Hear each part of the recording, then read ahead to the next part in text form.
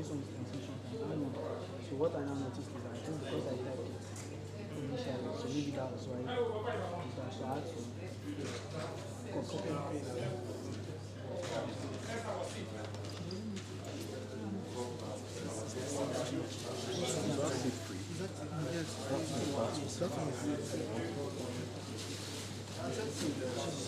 she just wants to use that. She should stop it at all. Because that, I just noticed that it's the same thing. She should stop it. You can't say it more. So what should you do? Don't stop it. Because now vivid mind it will automatically get on the things out.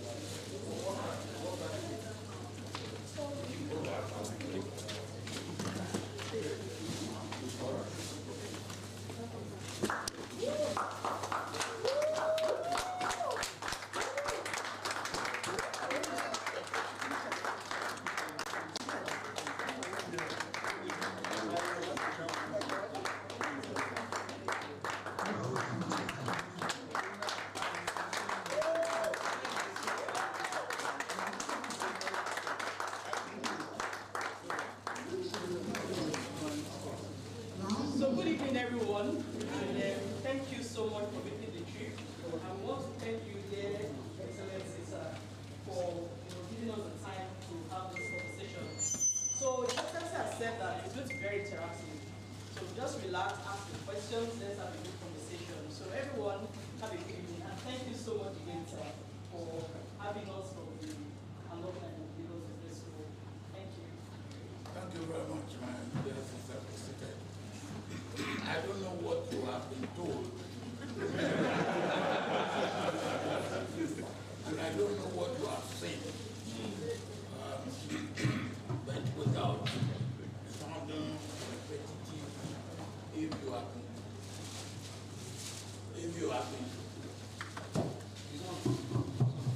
have been told anything at all, I have a man here, Vitalis, coming from so that he can see you. Vitalis tried to do the impossible by trying to tell people what they already know. And then, in trying to tell people what they already know, at times he tells them what they need to know. But he fails to tell them what they need to know. I don't know what has happened in these days. But we established this outfit out of necessity. Let me put it that way. Necessity, because one of the things that we don't seem to do well in this part of the world is we don't keep memory. And we even now did something that I believe is utterly stupid and idiotic. They say they cancel history in our school. Yeah. Now, how can you do something so stupid? History is your memory. Yes. Can you imagine if you lose your memory? You won't even remember what you ate yesterday. That's how bad it is. So if you say you don't teach history or you neglect history, I believe it's one of the worst that happen in the life of any human organization or human institution or human settlement. Because history does 2 or 3 things. It keeps record. Then it gives you lessons. What has happened, what you can learn. And as we say here, we capture, we preserve history, we preserve the past. we capture the present so that the future can be inspired. And if you don't keep history, how do you have your future being inspired or being influenced by the lessons of history? So that's one of the things that we try to do here. And then, of course, if you will make progress as a human institution, as a human organization, as a human settlement, our history must be part of what will help you to make progress. So you are welcome. I say you can throw question at me or shoot question at me.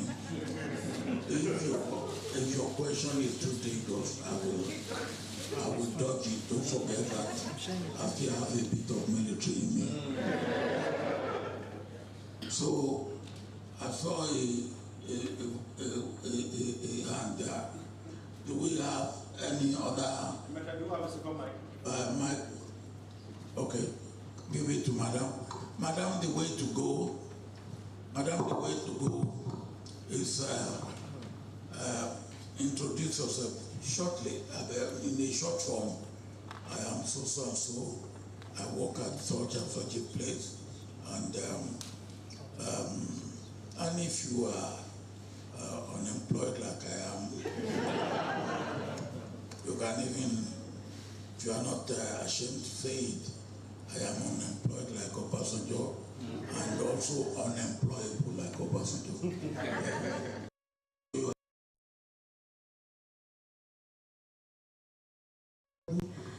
My name is Dr. Joyce Bosu. I am a founder of a school in Lagos, Lakewood British School, and I work in the tech founder of a school, yeah, elementary and nursery school. So mentoring. Elementary, that's primary, elementary school, and nursery. Primary school. Yes. Okay, so I also work in the tech edu space as a consultant to Federal Ministry of Education. All right, and I write as well. Sir, you are a living legend. I mean, we've gone through this place. I saw a lot of things that inspired me. I don't think we have two of you in Nigeria. It reawakened some dead part of me about this country. It gave me hope, right? Please give me a round of applause.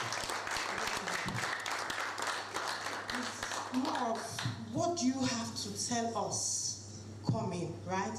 We are business people. We founded businesses hoping that we'll impact our space and make some money. And at this point in time, for every business here, I don't know if I'm speaking for everyone, it's really frustrating. It's really like the hope is bleak. Some of us that are really interested in politics are looking the other way around because we are looking like, how can we work with these people? Now, what you have to say to some of us that are looking the other way, I mean Japa, right? You want to throw in the towel and run to the other side. What do you have to say to us as a word of encouragement? Number two,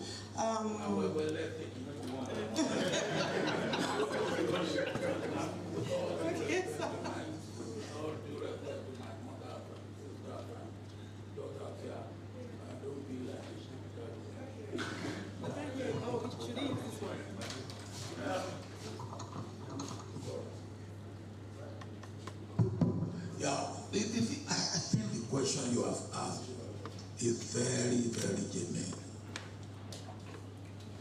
How many Nigerians today really have hope? How many? And yet, if I may refer to the Bible, Jeremiah chapter 29, verse 11. God himself declaring, said, the plan I have for you is not plan.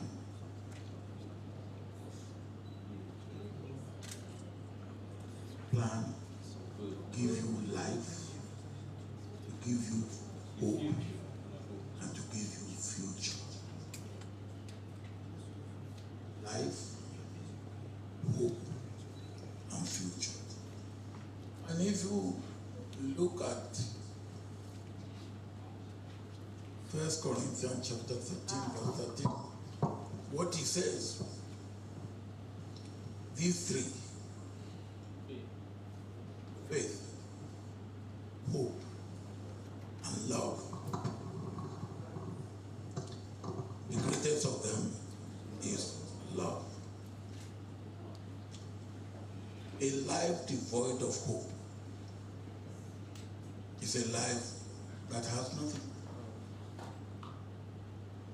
And you look at it, you are struggling in the hope that tomorrow will be better, that you will be alive tomorrow. If you have every certainty that you will not be alive tomorrow, you won't be alive. So hope matters. Hope matters. I am an incurable optimist about Nigeria. And I have reason to be, because I have seen the worst and the best in Nigeria. At the period of our civil war, people thought that that would be the end of Nigeria. Many people, many Nigerians lost hope. Many friends of Nigeria thought that would be the end of Nigeria. But we came out of it. We bounced back. We became united again. And we started. When I came in 1999, many people, well, I won't say many, some people came to me and said, you will be the last president of Nigeria. I said, why? They said, because after you, there will be no Nigeria. Oh, wow. And they meant it. What did we have? We had Abacha, who had hoped and thought that he would be the president of Nigeria until death did him depart. And why? What did you have? I don't know if any of you will remember. They had 5 political parties, 5. And all the 5 nominated him as presidential candidate. Ridiculous church. So if only his nuclear family, his wife and children voted for him, they would have won. Because he was nominated by 5 political parties that were in existence as the candidate. And I used to say, God is the most humorous being. He must have been laughing. That, oh yes, look at this food. And what happened? Without anybody raising finger, he left us. If any human being had done that for us, he wouldn't have allowed us to rest. I did it for you. God did it in his own time, at his own, in his own way.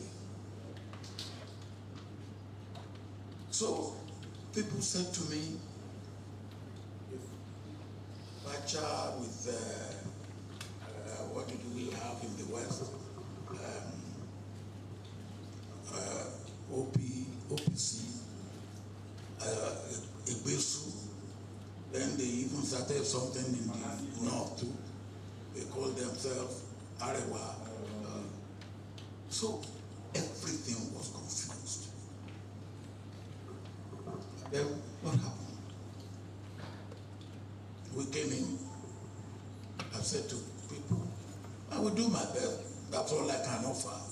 Nothing more than my best. Nigeria, that was a pariah state in the Commonwealth, within the second or third year of our coming in, we even staged or hosted the Commonwealth leaders. What do they call it? No, not Koja. Commonwealth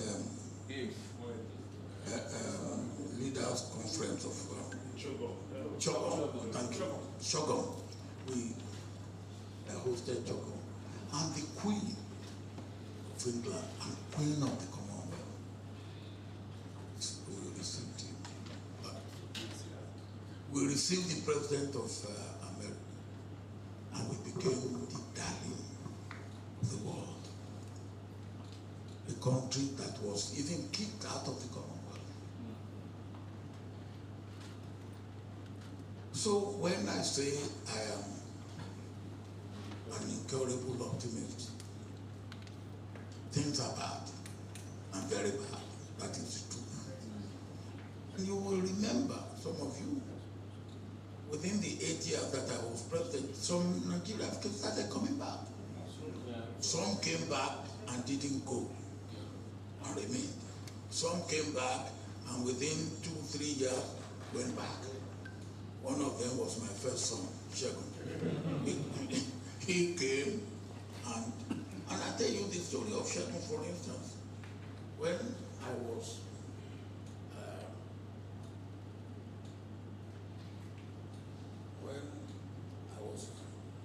retired military head of state,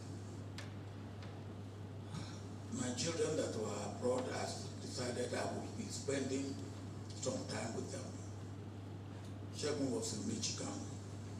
And I said to him, book a hotel room, one room for both of us. We will sleep on the same bed. I wanted us to bond. And he did. And he met me at the airport.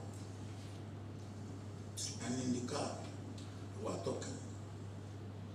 Shegun said, Daddy, I don't share your optimism about Nigeria. Talking to me honestly. And I said, why? He said, you asked me to go to ABU. I went to ABU. I had my first degree in ABU. When I was in ABU, my colleagues who are in level 100 said if they happen to be in government, they will steal money. And that's what made him to feel that I should do it enough. Then I said to him, Shegun, between me, you and God, if you happen to be in government, you will steal money. He said no. That's all he needed. Critical mass of those who will say no. And if you say no, and we have others, maybe 5% who will say no, and they are in critical position, crucial position, that will be what it takes. Shegun came home when I was military head of state, when I was elected president, and he said to me, Daddy, you remember what we were talking about when you were in Michigan? I said, yes, I remember. He said, it appears you are right. By then we have set up EFCC, ICPC, and he designed the house that I left, which we call, what do you call it? Hilltop. He is an architect. He has a PhD in architecture. And I said, well, there it is. Within a 18 months of my leaving government, he came to me one day and said, Dad, I was sleeping back home. And then within 2 years, he's gone back.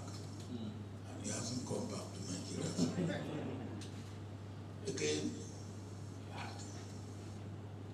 so what do I see?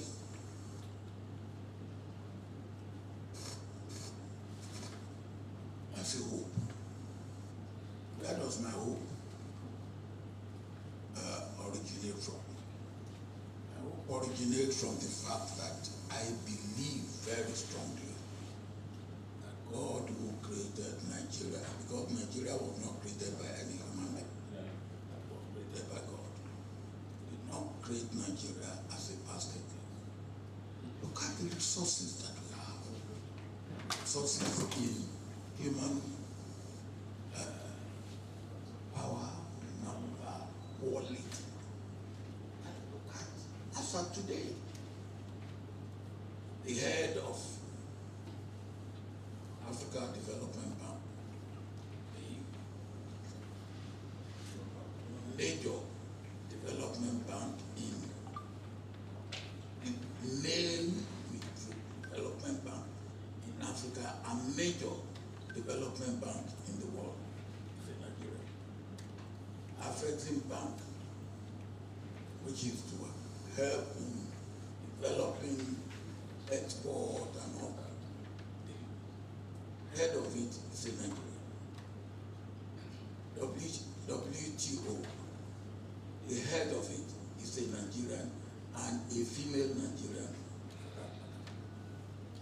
The number 2 man in the United Nations, and the number 2 person in the United Nations, a Nigerian lady, again, who worked with me. Now, when you look at these people, they can stand their own anywhere in the world. They are what I call of world standard, world class.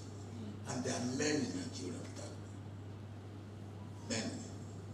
So what is our problem? Our problem is leadership.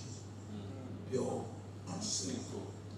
And from what I know of Nigeria, if we get it right, not just the leader, but the leader with the team.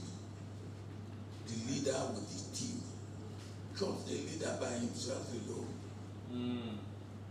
he needs a team. And when I talk of a team, I'm not talking of 1,000 people. I'm talking of a dozen to probably 15. They interested and committed. The situation that we are in, they will put it behind us within 2 years. That I know, because I have seen it, I understand it, I know it. So that is where my own hope is. The point is, can we? That is the question. Can we? And how can we? The other day I said, and I mean it, that most of the people who see themselves as our lawmakers should be behind the bar. I agree with you, sir. You share that? Yes, sir. No, but that is the truth. Name them, show them they are thieves, undisguised thieves. Now you cannot make anything with that, people like that. But then,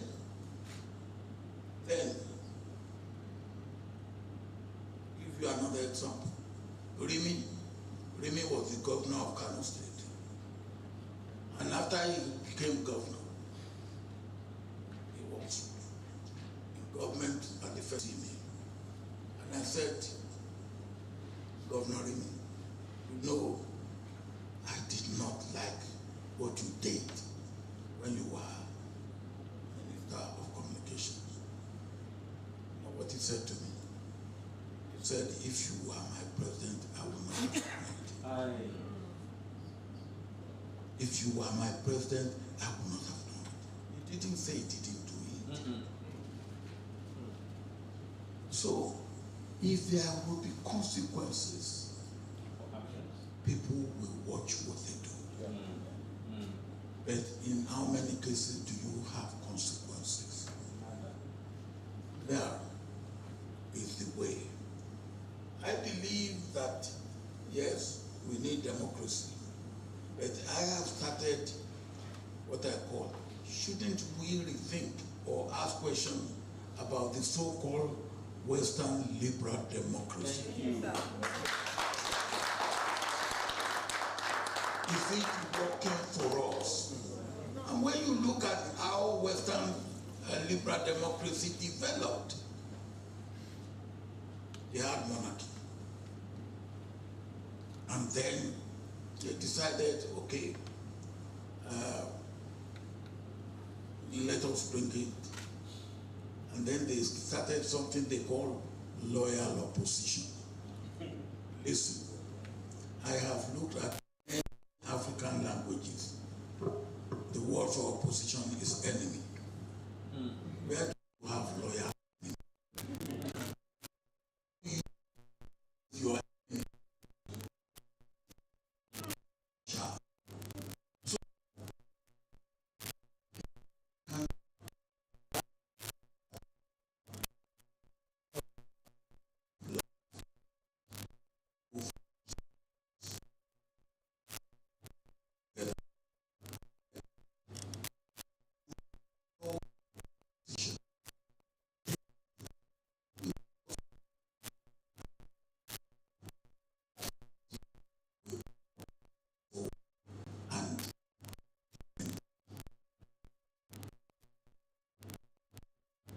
Nothing. Don't have nothing. We care in culture, our own culture. There's no word for cousin. There's no word for nephew. There's no word for niece. It's either no, or my son or my daughter. In my own family, really in the English sense, we were first cousins, but much, much older than me. Because he came to see me in Ibadan, and I was taking him to the garage. I was a colonel in the army then.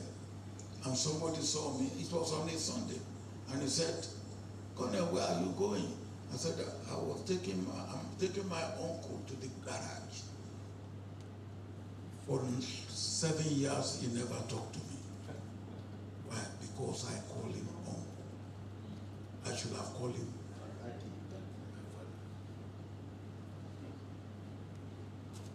And maybe I should also tell you this true story.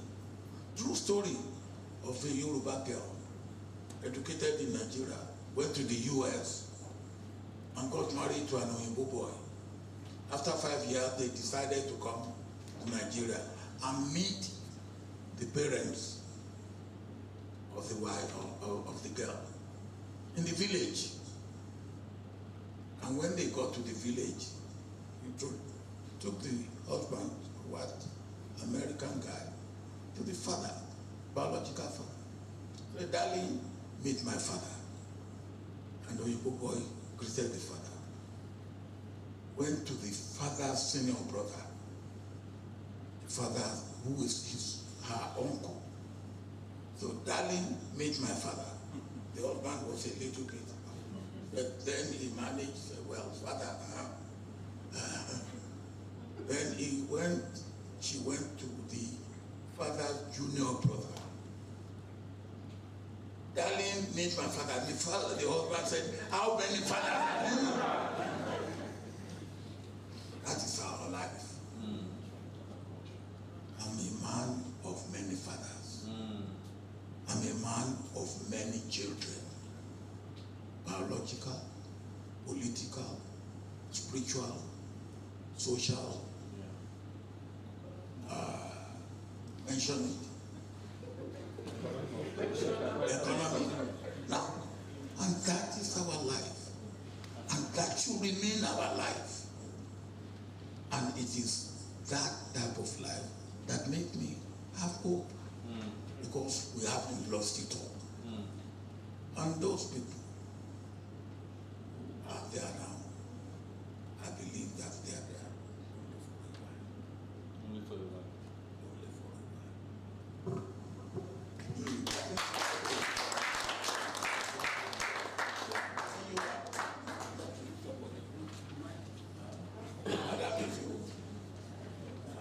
Mike.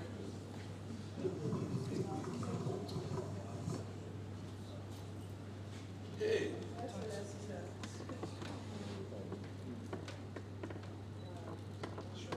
Mecca, through your voice. Through your voice. Through your voice. You can see your voice. Okay, all right. Good evening, sir. Good evening to everyone here. My name is Uzo Ofoma Chukuma, and I'm head of Alumni Relations at the Business School.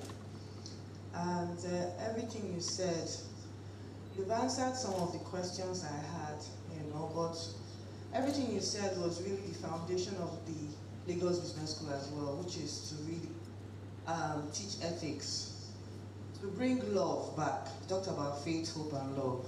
To bring love back and to try and teach people, professionals, about love, doing things out of love, ethically, for sustainability. So there are so many things you said. I think we all agree there's leadership. Now, you also pointed out this whole issue of the democracy, the way it's done in the Western world, if it works for us. It obviously doesn't. I think the question I want to ask now is this. You were able to have that team. You were able to build a critical mass of people that were able to say no. However, Nigeria's history is like this. How do we change that mindset? How do we build the critical mass? The average age. You are totally right, because he said we have only 1 hour.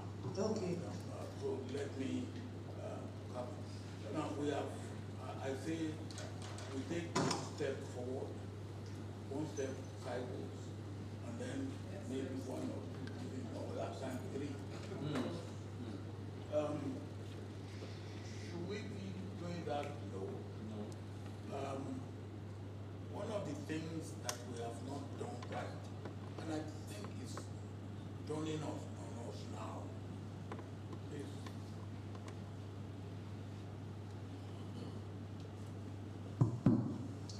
one of the things we have not done right is that we have not gone about selection of leaders right.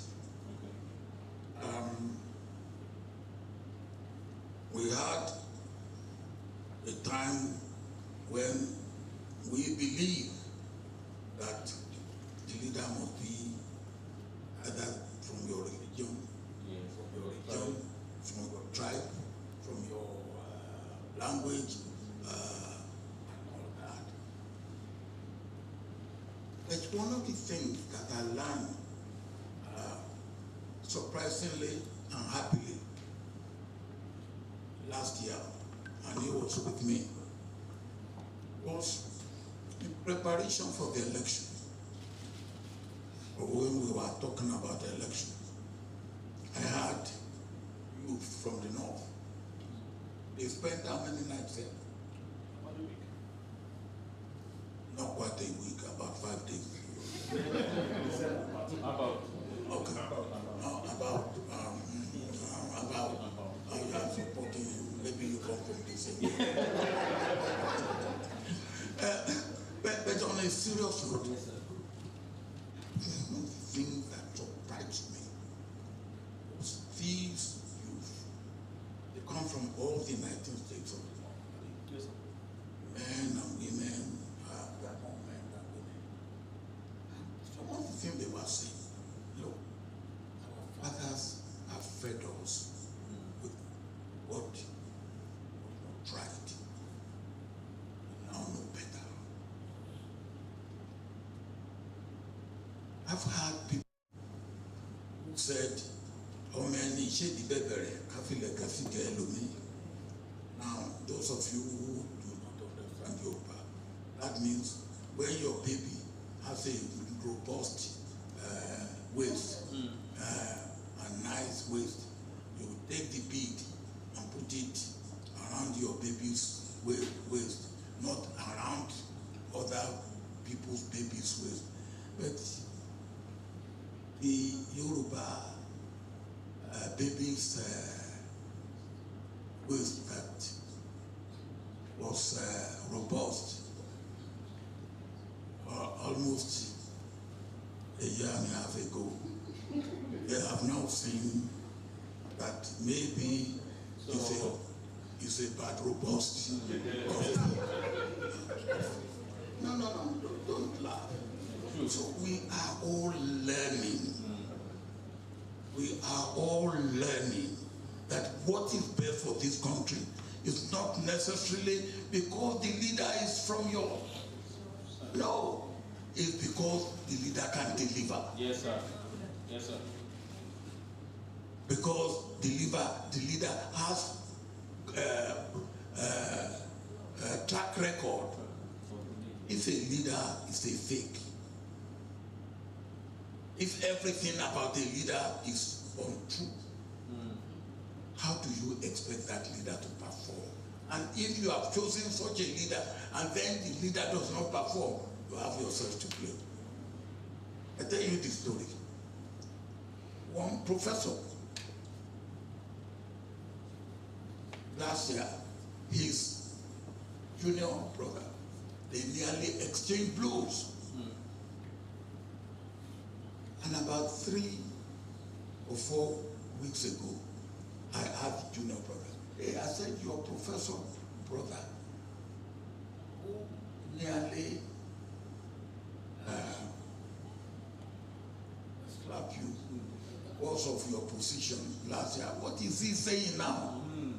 He said now he said he didn't support the man he supported. Yeah. Yeah. And a professor.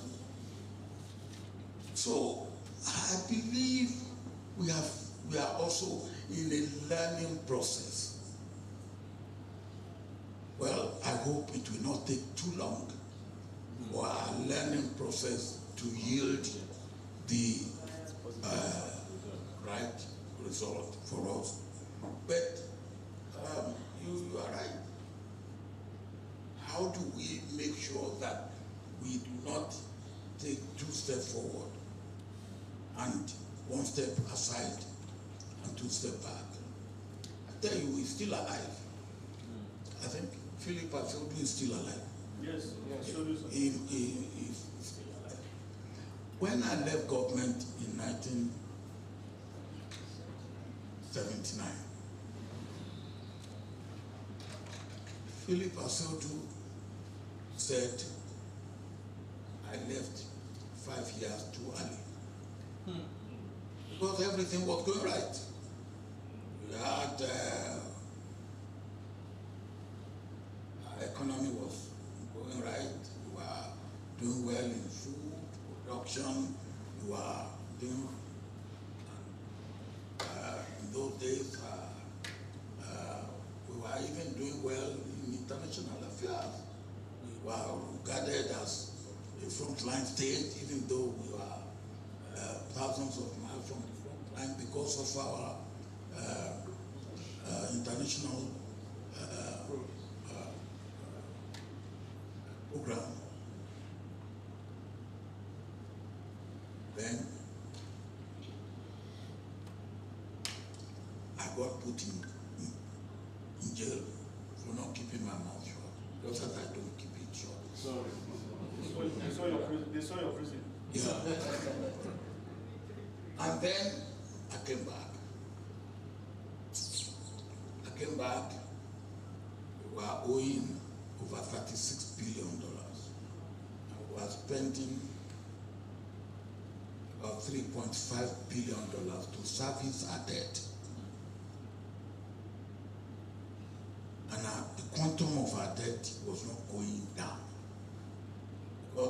3.5 was being spent, pay interest and what they call penalties.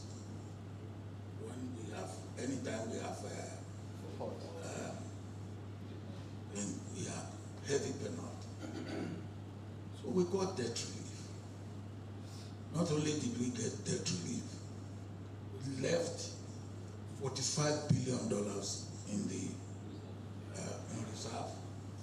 We left over $25 billion separate in what we call excess crude.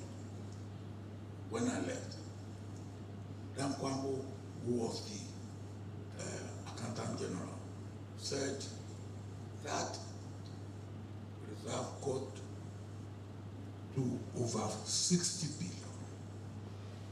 That excess food got to over 30 billion. That is 90 billion. What did we do with it? And when I was leaving, some of them were saying, give the money, we will spend it. And they did. Oh, wow. Yeah. So what was happening, what has happened to us is not by accident. Some people decided. So what then will happen to us will not be by accident. Some people will have to decide what will happen to Nigeria that will be good. God will help them make Nigeria good.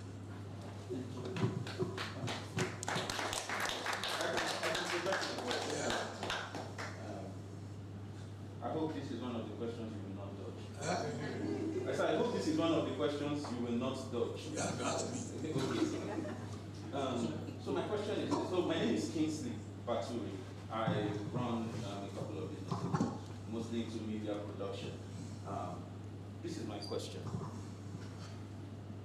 You have said a lot of things, and it's a privilege to be in your presence. But my question is this. For those of us that maybe you would call the young middle class, and that have this passion for Nigeria, and we're looking for, given the present predicament that we are in terms of leadership, and we're looking for a path, knowing that politics is essentially grassroots, and knowing that we are not exactly in that grassroots class. Is there a path? Is there a way where we can? Is there some structure we can go through to essentially make an influence in politics or affect the policies of this nation? I think there are a number of ways. One, if you are going into politics and you want to make a change or bring about a change, you must make sure that you get the critical mass. One bature is not enough. Two batures are not enough. You must get enough batures to beat enough Yakubus. You must. This is the truth. You must get enough batures to beat this judiciary. You must get enough batures to beat the your brothers who are there now, and who know that what they are doing is bad, and who deliberately do it. So, critical mass. And as I always say, you have to make those who are there now comfortable. Get them out so that you can be there if you have something to offer. As simple as that. As simple as that. When I say to people, they say, you have to.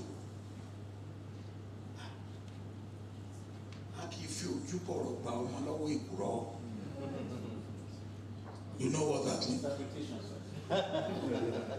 Now, when you want to get the nut from the kernel, how to break the shell. All right? Does that make sense? Does that make sense? Okay. Now, after you, I will take him and then I will end. No, it doesn't matter. Yes. Thank you, sir, for that. Our father, I really appreciate you. I'm such to be in your presence. So, a couple of questions. Looking at Nigeria now, what would you think your younger self will be doing? What do I think? Your younger self will be doing. My younger. If you were young. If I was young. Now. Okay. Yeah. And then. What will I be doing? Yes. And then, secondly, how can we fast track a knowledge-based economy, in your opinion, in Nigeria? And third, what was your inspiration for First Tax 77? Thank you, sir. Now, as I said, maybe I don't make it enough. I don't, if I'm young and of your age group, I will know that 1% is not enough. It doesn't matter what I feel, how strongly committed I may be. Then I have to build up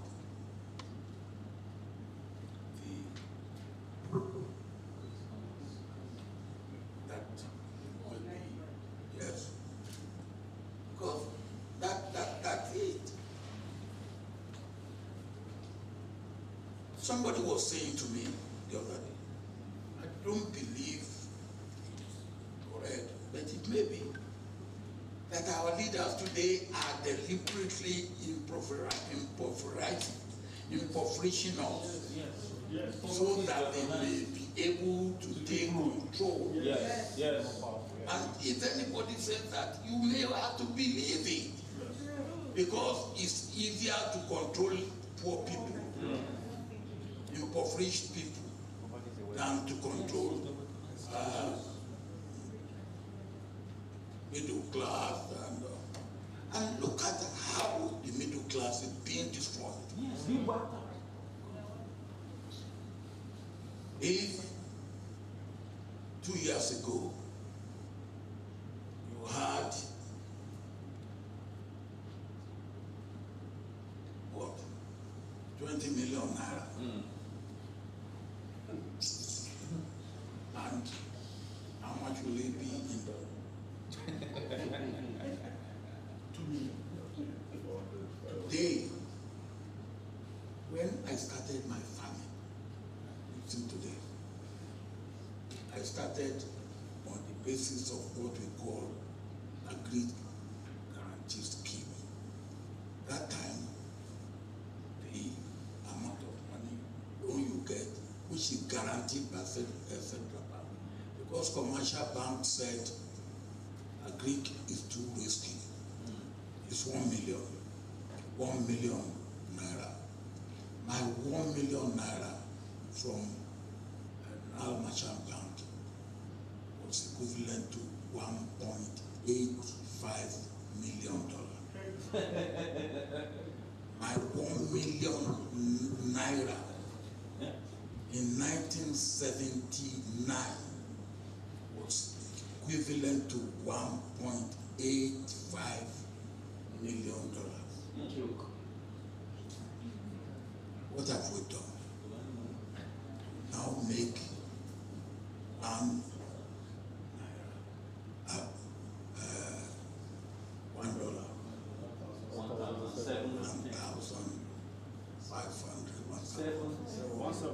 1,700. What have we done? What have we done? I was giving a lecture the other day. We gave Angola $20 million. It was equivalent to 12 million naira.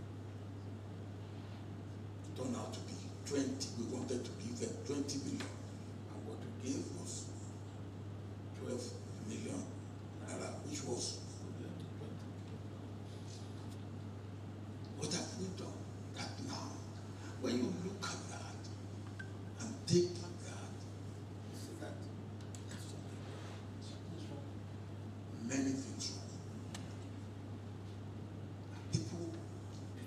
understand that.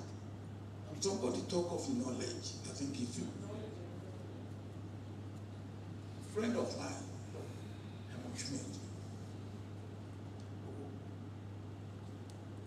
we were together, he loved me, he believed that, erroneously, that there was nothing I could not do. And we would sit down, he used to smoke, and he lived up to the age of 96. He would smoke, he would smoke, and he would drink his whiskey. I drink my apple juice. We sat down, relaxing, and said, look, Raymond, you people, you are heartless. And he said, oh, why do you say that? I said, look, everything is weighted against us. And he said, look, what I will tell you, and listen to them. What I will tell you, I will not say it. We devised capitalism for ourselves, not for you. Oh, wow. And I said, Helmut, then what can we do? He said, look,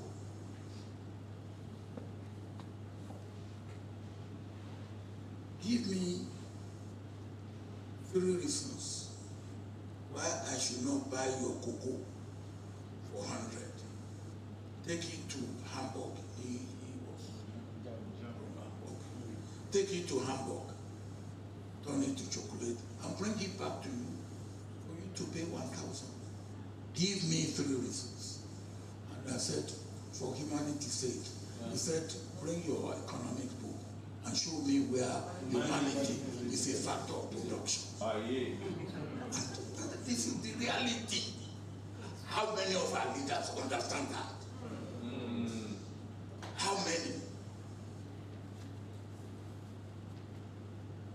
When he's alive, you ask him.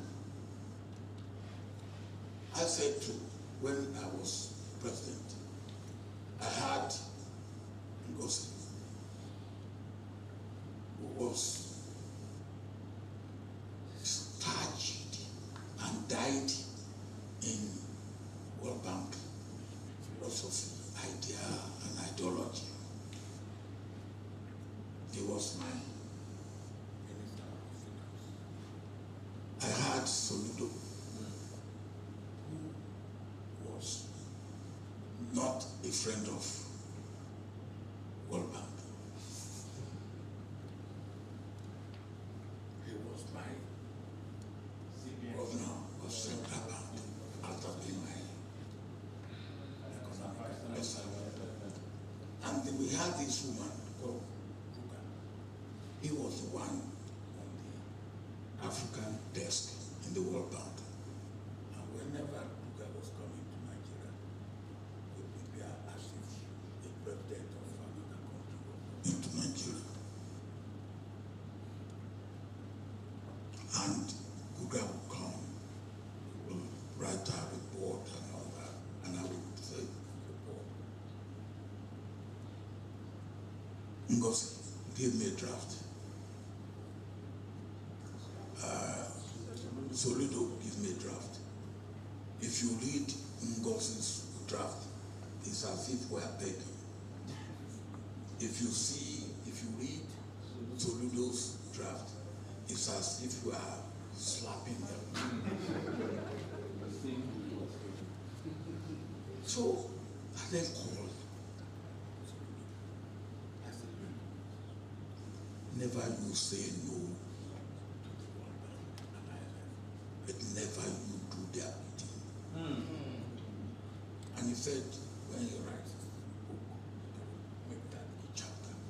I said, if you say no to them, they will make sure that they rub your face on the floor.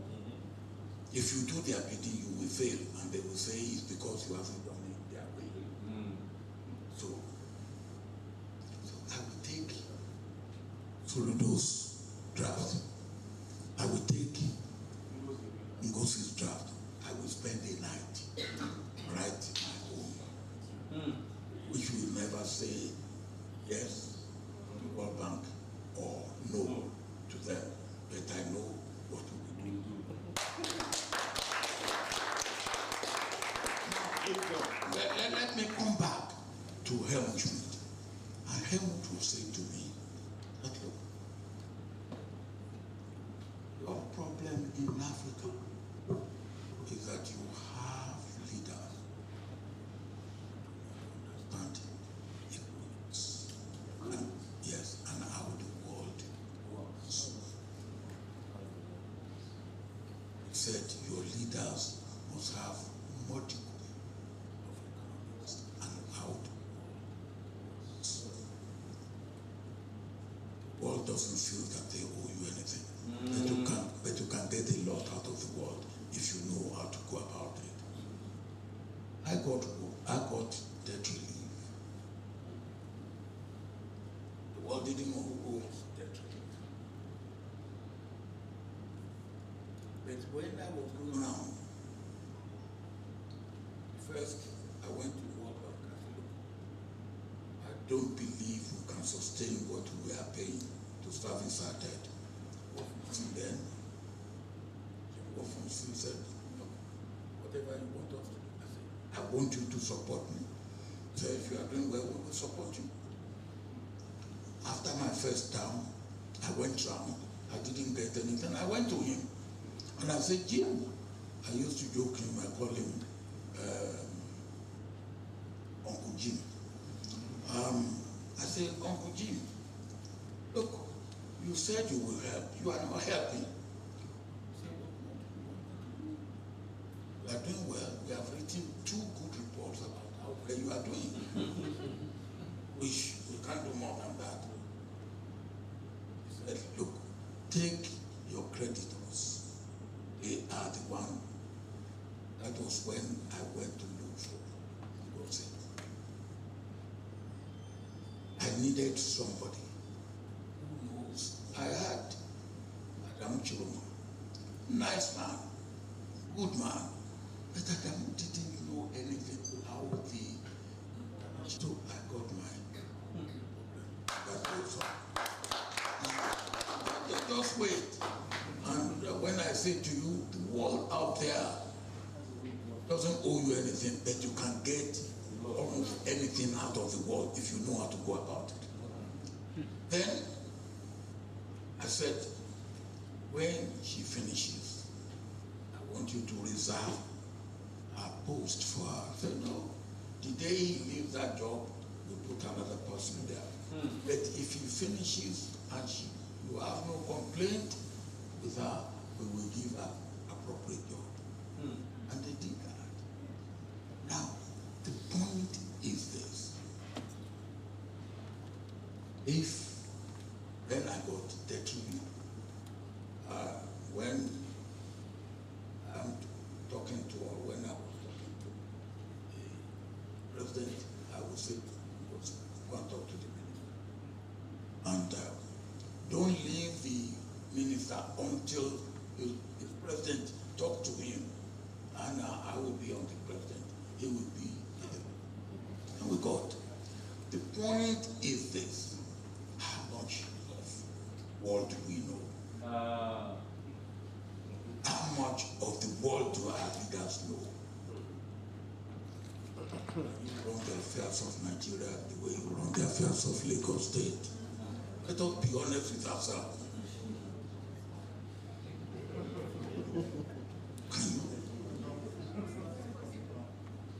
Can you run the affairs of Nigeria when you don't even know what is going on in the world? Can you? Let me give you an example. 30% of population of Niger Republic are blood related to Nigeria. At least 30%. You know that? Shehu Yaradua used to tell me that people in Maradi, it's an exaggeration, but just for you to know, that people in Maradi when they are cooking their soup, they send their children across the border to buy salt. That's how integrated we are. And we were giving Niger Republic electricity. They were paying for it because we told them not to dam the Niger River so that we can get enough water for the dam in Kanji. And what did we do? We wanted to wage war against them because they had a coup. How many coups have we had in Nigeria? And whoever tried to wage war against us? We cut off the electricity, which we have no right to cut off. Today, they can say they are going to dam the Niger. And if they dam the Niger, our Kanji will be dry.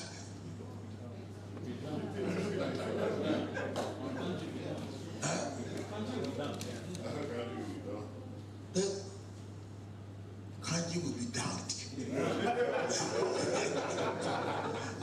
Does anybody know that? And if you don't know that, what do you know? And the border is so porous. When you say you close the border. So these are things, and if you don't know this, then what do you know? And if you know it and you do what you have done, why? Let me now thank you. Yeah. But let me end on the optimistic note.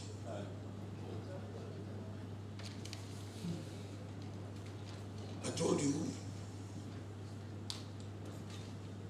we had the Civil War. Nigeria's situation was very, very bad, very shaky. Then Abacha tried, and again the Nigerian situation was very bad, shaky. Buhari came. I thought that Buhari would at least succeed in two areas. That he will succeed in fighting corruption, fighting insecurity by virtue of his background and experience. He failed in both. I don't believe that we are getting anything better. Maybe people said it's too early. People said it's too early. My dear brothers and sisters, the Americans do something. They mind what they call the first 100 days. About the first 3.5. Anything that, the sign that you will see, if you don't see it within the first 100 days,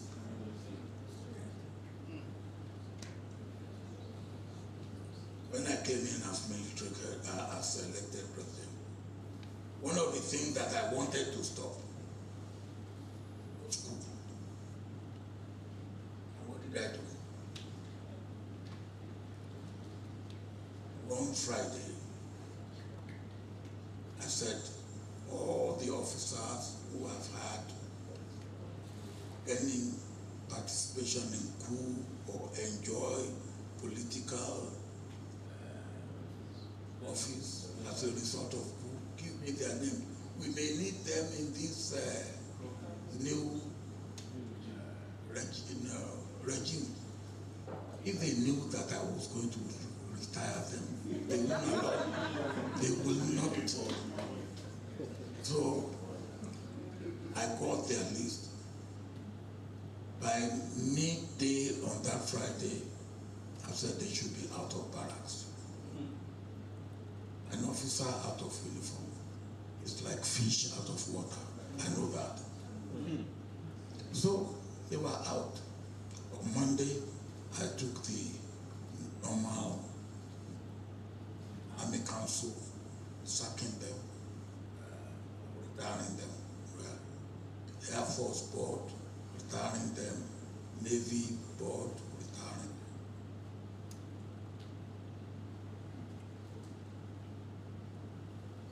Rabbi Kwangoso said to me, he didn't know the importance of what I did until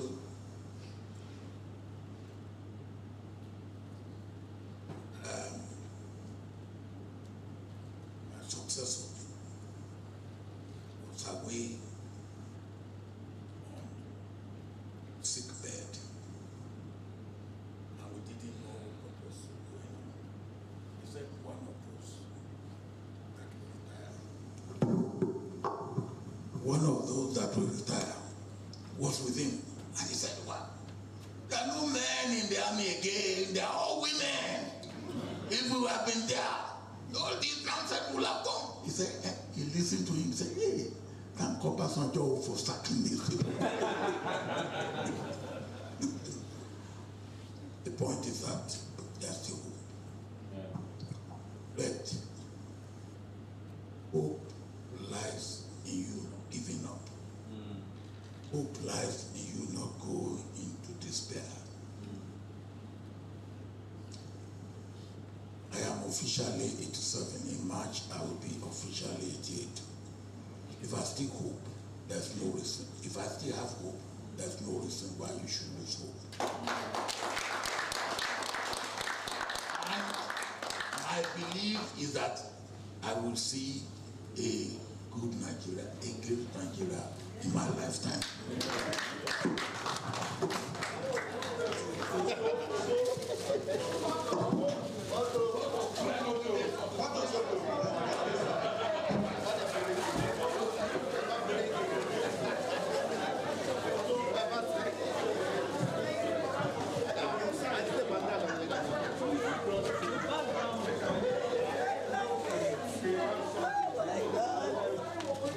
I love